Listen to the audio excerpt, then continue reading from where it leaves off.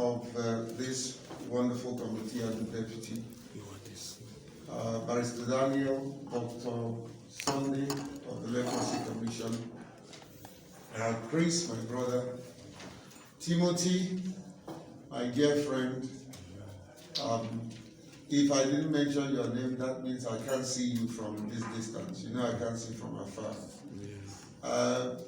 With that said, I want to thank God for this day and thank God for the chairman and the honorable members who have been here.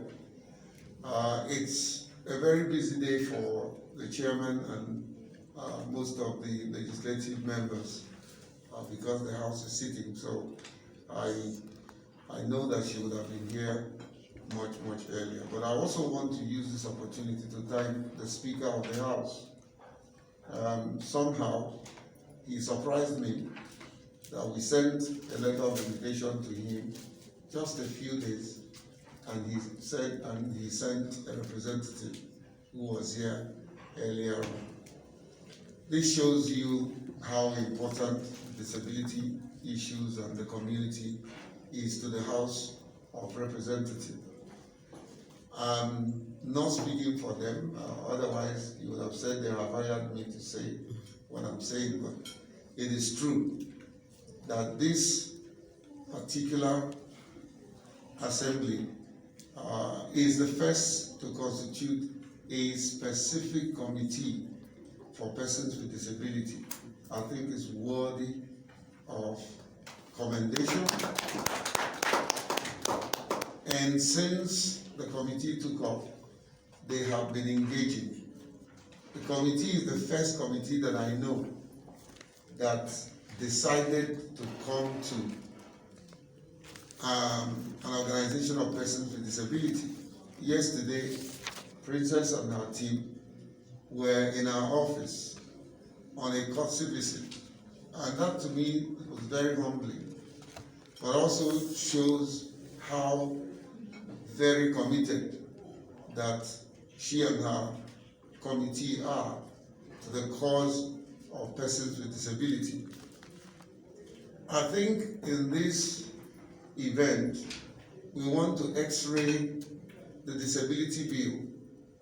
We want to talk about the constitution review that is going on and adequately arm the committee with information. It's often said that when you're better informed, you make better decisions. And so we will take this opportunity, no matter how small we are, to appeal to them, to lobby them. I know that they have become our voice, but we want to see them to amplify that voice so that they will go back and help us to express our innermost desire. For instance, in the issue of the electoral bill, there are a lot of gaps. There are a lot of issues that the disability community have raised. Our keynote speaker will touch on those. And we believe, Honorable Chairman, that there is still an opportunity to influence the House conference members that have just been inaugurated or constituted to see how we can enshrine and mainstream some of those views in the current process. I know that it's possible.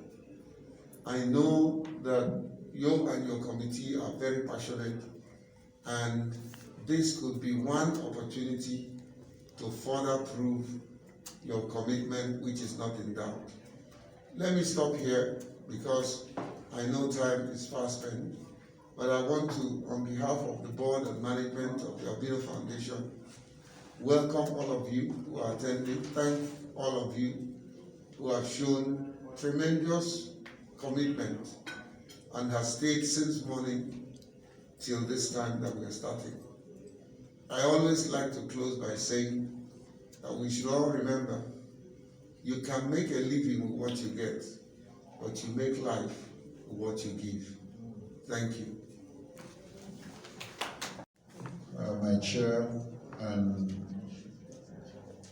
the Albino Foundation founder, the executive secretary of People with Disability, my brother James, and the executive secretary of the Literacy Organization also. Each and every one of you are so special. I bring special greetings to you. I want to really commend the executive secretary and at the same time the Albino Foundation. I know most of the things that I am doing and that have been done through this committee, if not because the speaker have to appoint a woman to be chairman of this committee, I don't know how you could have got the support from the House. I really want to commend my chairman. You're doing well. You're doing well. Because I'm sure we the men couldn't have had the patience to move with people with disability, and people moving and sharing people with disability have to be someone that has a heart of a mother. So we appreciate our chairman, and for us to have understood and seen what is in it that have to do with people with disability, the committee has really opened our eyes. So we want to commend Albino Foundation. We commend you, we commend the executive secretary and all the executive secretaries that are here. One thing about the executive secretary that you don't know, he was the brain behind the Disability Commission in Plateau State, because Plateau State then was among the first states to establish such commission.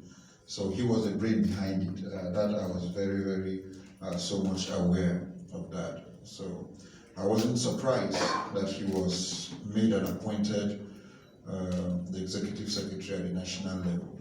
Although then, you see, one good thing that you have immunity to be in any other party because of that. He was in PDP with us then, and now in APC, I'm sure any party in government, they will give him that appointment because of how intelligent he is here.